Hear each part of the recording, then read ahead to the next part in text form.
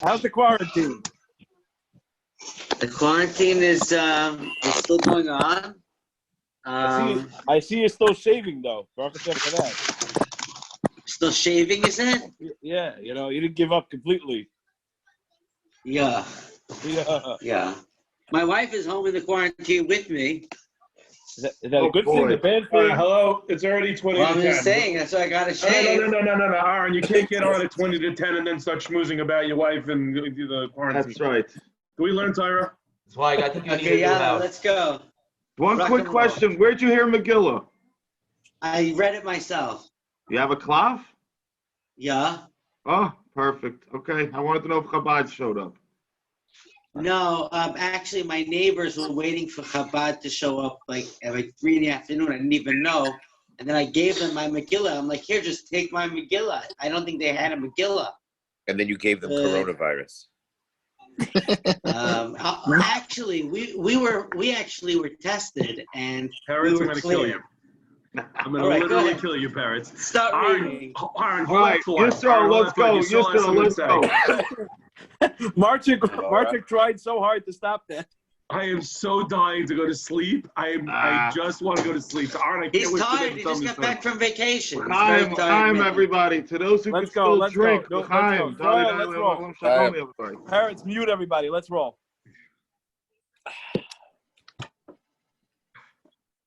Okay, so we're going to start from hey.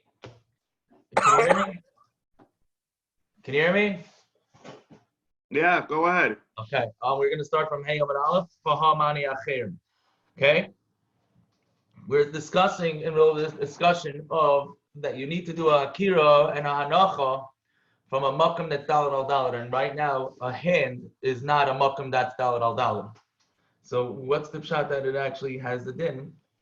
So why are you going to ever be chayav from when you lift something or switch it to a different rishus? So it said, where are you exactly? 1, 2, 3, 4, 5, 6, 7, 8 lines from the top on Hey Amud Aleph.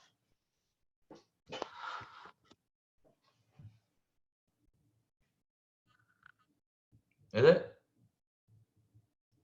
Got it? Yeah, thank you. If you're standing still and a chayfetz, we're talking about a case where somebody throws a chayfetz, throws an object, right, at somebody, and it hits the person and it lands on that person while he's standing still, so then you're chayav. If you had to, let's say, make a running catch, so then the person who threw it is going to be potter. He was potter. Amud baby, Amud ben Mekami v'kibo chayav. Habinam hanacha gabe makom dal releko. I have the person caught it. He was standing still. Whatever happened to having to land on a place that's 4 tefachim? 4 tefachim wide. This guy's hand's not 4 tefachim wide. You don't need a place that's 4 tefachim. Okay, fine. So very nice. You have a raya that you don't need to put it down in a place that's 4 tefachim wide. But maybe when the place that you're lifting it up from has to be 4 tefachim, right? And maybe you don't even have a right. You don't need a hanacha. Why? Because the pasha can't be the kibble. Maybe he spread out his clothing like this, yeah, and it landed in that, and therefore that place was 4 tefachim by 4 tefachim. So dikanami hanacha. So you even have a place that's 4 tefachim by 4 tefachim, yeah. Amar Rav Abba mas nisim kegoin kegoin. Let's kegoin to kibo. I don't know. Should we guys this? Yeah, let's say kegoin to sheinich agabi traskel. He was in a basket. Dikanami hanocha. Right. It was talking about a case where you have a basket that's daled al daled, and Rashi explains that it's as if we say godach, as if it goes down all the way down, and therefore it has a din of daled al daled. Okay. In fact, the Gemara, it doesn't say you put it in a basket. It says you took it from the balabayas and you put it in your hand. And for the Gemara, so we said, so Tani Traskel Shaviyadi, we're talking about a basket that's in your hand. So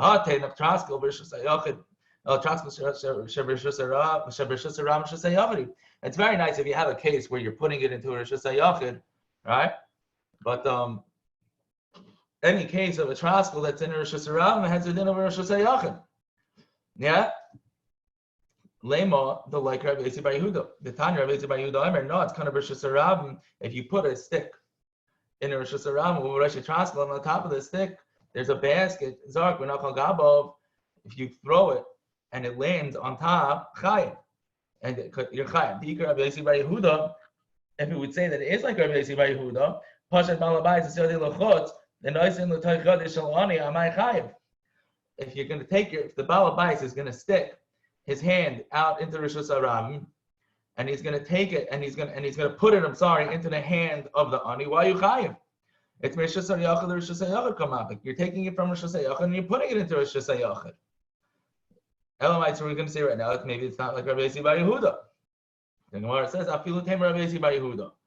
It could be. We are told it could even be Rabbi Yossi Bar Yehuda. Why? Because Hasam Lamal Miyud, Hakal Lamata Miyud. Okay, over there we're talking about here. In our Mishna, it's talking about where it's less than 10 tefachim. So therefore, it has a din as if it's still in Rosh Hashanah, right? If it's Lamala Meyasara, then it's going to have a din of Rosh Hashanah. Okay? Kasha le'Rabavo. So Ravo is a kasha. Mikatani traskel shabi yodai. Does it say traskel that's in his hand? But yodai katani. It says yodai. Doesn't say traskel. What's going on over here? Okay. So we're talking about a case where you actually bent all the way down and your hand is within 3 tefachim of the ground of the kibble. Right? And that's a regular case where you're talking putting it, we're going to say it has a din of actually being on the ground. So that ground is more than dalet al dalet, yeah? It says he was standing. It says b'shaycha, so he means he was bending over. By the same of guma, maybe he was standing inside of a pit. By the same of nakas. Or we're talking about a case where the guy was a midget, so he was less than 3 tefachim. So therefore, again, that's a case where it's all going to be within 3 tefachim of the ground. So and this is like one of those questions that you can never get away with asking your 5th grade Rebbe. You told me that our time of our Mishna is coming to tell us a case where the only time you're ever going to be chai is if you're standing in a pit or a midget or you're bent down, so that you're only going to be makabel if it within less than 3 tefachim on the ground. Come on, the Tana's not writing a whole Mishna just for such a case, right? So this is basically the maskana of the Gemara. The hand of a person is considered as if it's 4 by 4. The hand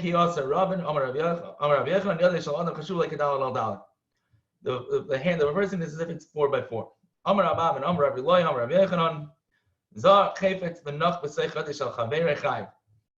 If I throw a chayfetz and it lands in my friend's hand, so I'm chayav. So my kamash, what's it coming to tell you? It's coming to tell you that the hand of a person is daled al dalet. We already know it. We just said it, right? So what would you say? Right? That's when what? I had intentions of catching it or throwing it. Then it's going to have the din of daled al dalet. But however, let's say I threw it at a guy and he had no idea that I was throwing it at him, or I wasn't expecting him to catch it. So then maybe my hand is not considered 4 by 4. So it's kamashwan that it still is. If you were standing and the guy caught it, then he's chayav.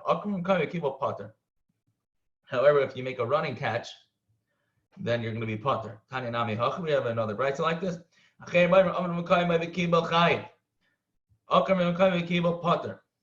Fine, period.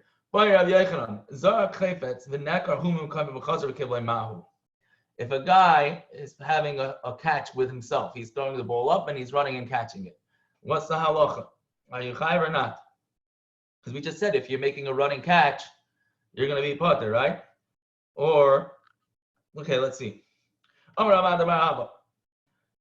So my kami boile. What exactly is the shaila? We're talking, if you have 2 kaiches from one person is the shaila. It's like one person doing it b'chayav.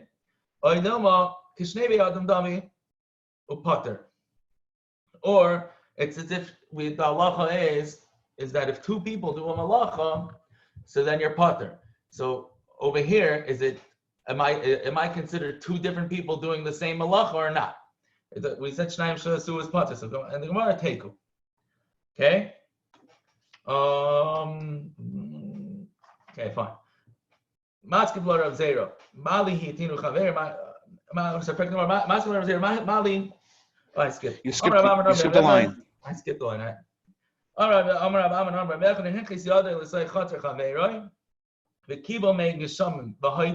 If I stick my hand into my friend's chatzar and I catch rainwater and I take it out, I'm chayav. So, if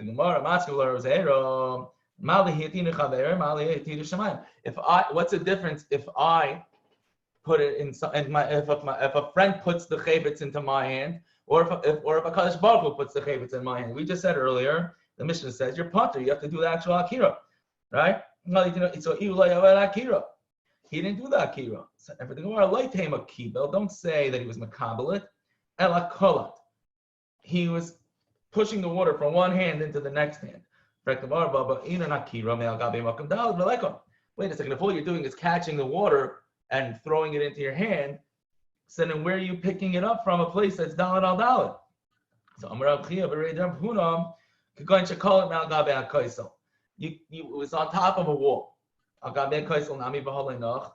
It never settled on the wall. I'm assuming the Gemara was saying that it's a thin wall, and that there's no base kibble on this wall, so it was it was never enough of a place for it to actually stop. And with the Gemara, so we're talking about a slanted wall. In our case also, we're talking about a case where the wall was on a slant. Okay, so Idmar, the Rava. Where did Rava answer? What was Rava talking about? That it was talking about a slanted wall. This that we learned in the Mishna,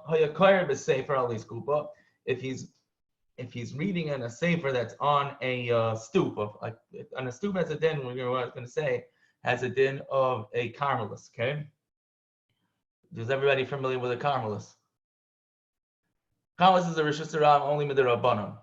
Okay, when it's a Sefer miyada, he's reading a Sefer. In those days, everything was scroll like a Megillah, and it rolls out of his hand. So you're allowed to roll it back up. Okay. When if he's reading it on top of a roof, which is a rishus hayachid, right? So if it's, how you say something? Until it reaches within 10 tefachim of the rishus harabim, then you can still roll it back up. But once it reaches 10 tefachim of the rishus harabim, so it's as if it's in rishus harabim. So then you turn it over so that the words shouldn't be facing outwards because it's a lack of cover for svarim, right? So why do you have to turn it over? It never rested on anything. It's still floating in the air. So let him just take it right back. We just said it has to be on a makam daled, right? So now it's still floating, right? So no, we're talking about the kaisel mishupah. We were talking about a case where he was reading it, where it was on a slanted wall like this, and it was on top of that slanted wall. So really, it was resting, right? So the Gemara, maybe the only time Rava said we're talking about a case of a kaisel mishupah is talking about a sefer because that taka rests. But our case, we're talking about a case of water. Water's running; it's never going to stop if it's on a slant. Okay. So Rava says no. It's talking about a case where there was a hole that was daled in the wall. So therefore, on top of the wall, so therefore it was rested. It wasn't going to go anywhere. Okay. In fact, tomorrow guma pshita. If there's a guma, so then it's pshat. So then of course you did a regular case of haitzah from rishus yachid to rishus harab. He said no. Water that falls on top of water is not considered putting down, is not considered as if it was put down, right? Kamash Malon, we're going to say that it's as if it is, as if it's put down. Okay? Now, exactly were we talking about? Where does this whole concept of water on liquid on top of liquid come in? If you have water on top of water, that's a normal way of having water put down. But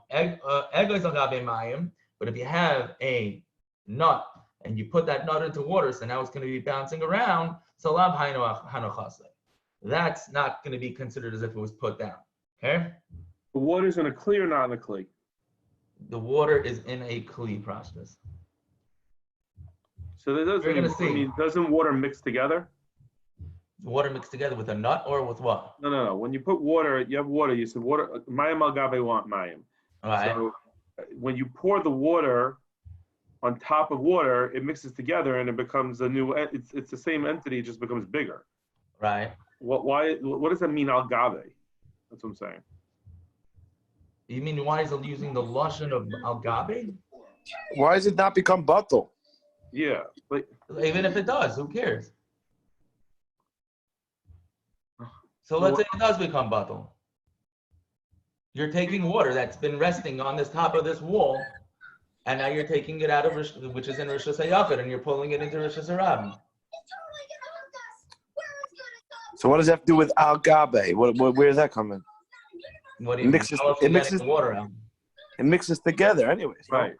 How are you getting it out? If it was ice, right? So gabe al gabe, we get that. Mayim al gabe, so it's ice. But by definition, water doesn't stay as a solidified object. It mixes together. Right. The nut will bob in and out, as you used a good lashon for that. So it's keeping itself separated. But water doesn't stay separated unless it's ice. We're not talking about that. It doesn't have to be separated. What? We don't care if it's separated in this case. So I don't know if I'm understanding the case. I don't know about anybody else. So I'm not getting the case then. The case is that it landed on top of a wall, right? And this wall had a place that was able to be a receptacle for water. Right. And then you were able to stick your hand into that place where the water gathered and take that water out. This receptacle is more than $1. So what? Basically, you have a bucket on a wall. Is that what you're saying, Swerve? Basically, you have a hole in the wall that the water can actually gather there. Okay. Is that? Yeah, we don't care if the water's batal. So what's the question? How do you know which water was there before? It doesn't matter. Why? Why does it matter which water was there? As long as you're taking a chayfetz, which happens to be water right now, from a Rosh Hashanah into Rosh Hashanah or vice versa, right? Uh-huh. The question was, it was raining, so where did the water actually land?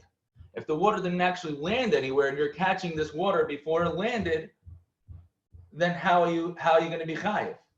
You need a place, you have to pick it up from a place that's more than $1. So the Gemara came up with a case where the water actually landed in a place where it's more than $1. So that's what you mean al gabe, because it's becoming a bigger entity, but it doesn't make a difference if it's water on top of water that it mixes together. Right. Because it's just becoming a bigger entity, is what you're really saying. Right. For our purposes, it doesn't make a difference. In the next Gemara, it makes a difference. And you need to have das for this? To carry it? You always need das to carry it in order to be chayav on Shabbos. So the fact, okay, so if you're standing outside and 4 inches of snow falls on your head and you walk with that, that's not an issue.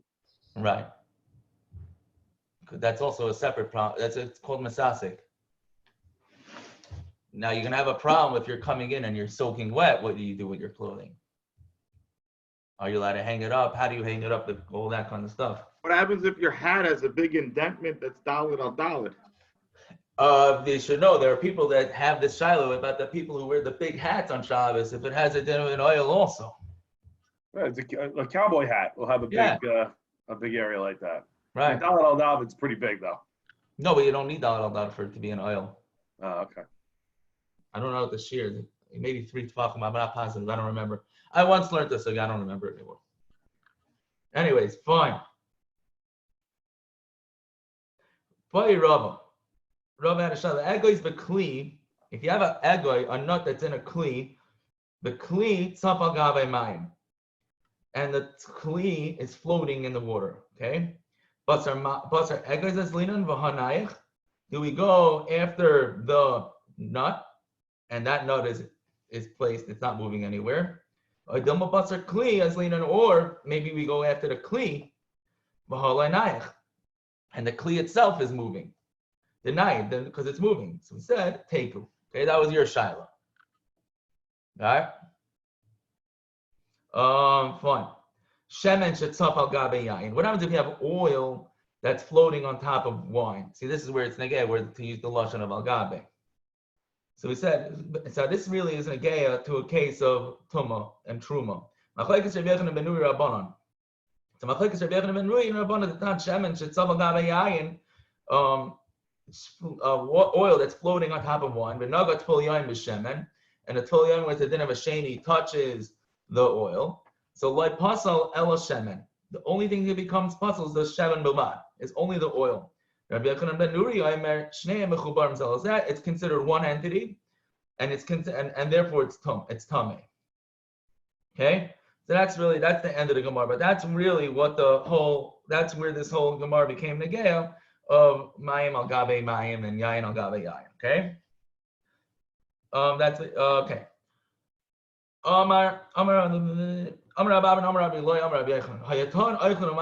If you're carrying food and drink, and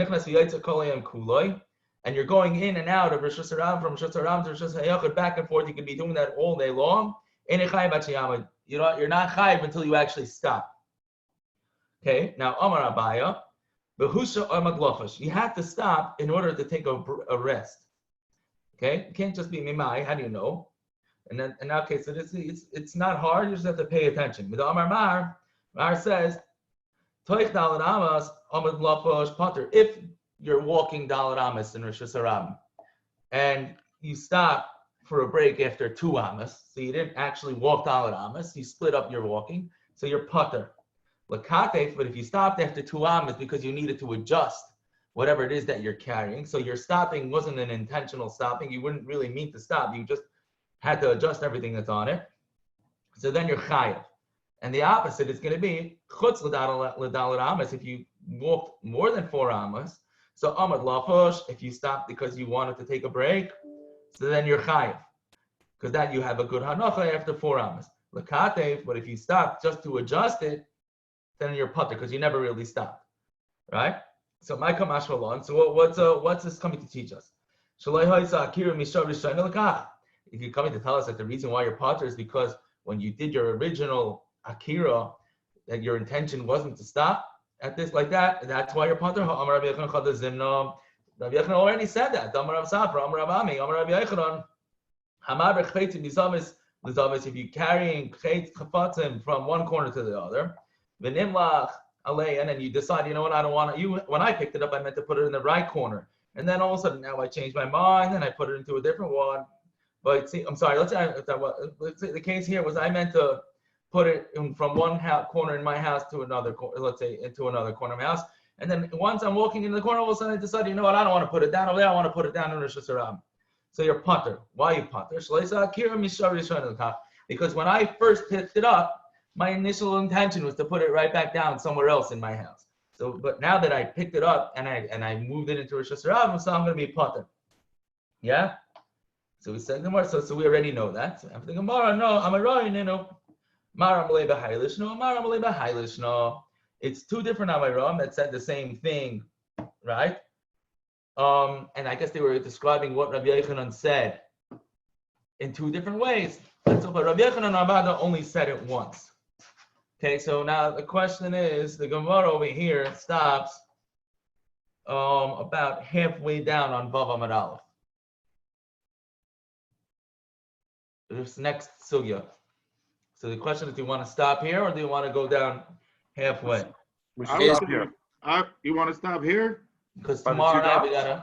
Well, Tomorrow night we gotta do a block and a half. Everybody still hungover?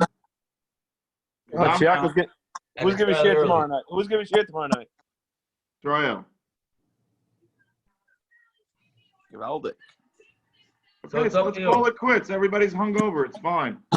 Whatever you Yeah. want. I'm done. I can't. Me too. I'm done. Hey, Landau, you I was here the whole time. Yeah, I can't see myself in the video after a day of drinking. Why? Yeah. not even in bed yet, Landau. I know. It's a big This problem. is a first. Yisrael Shkoyach. But I'm in pajamas, so it helps. Yisrael Shkoyach. You're welcome. If you want to see an interesting taisis, there's a very taisis.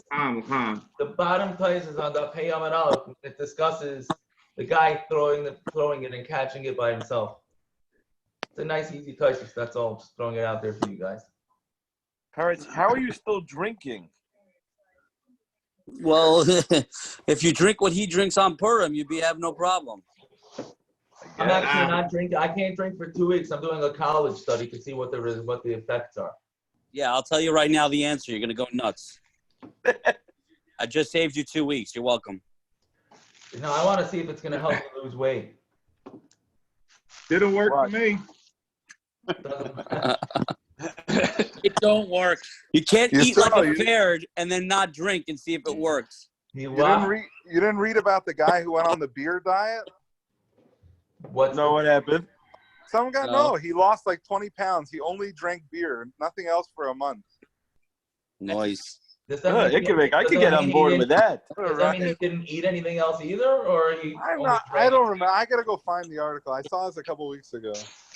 I think it also depends on how much beer he drinks. Icky, I heard the president banned flights from Arizona to New York. I heard there's definitely no Arizona bans. And the NBA suspends all games. Yeah, they suspended all games. Oh, yeah, that I saw. The NBA suspended all. And the Knicks said that they're going to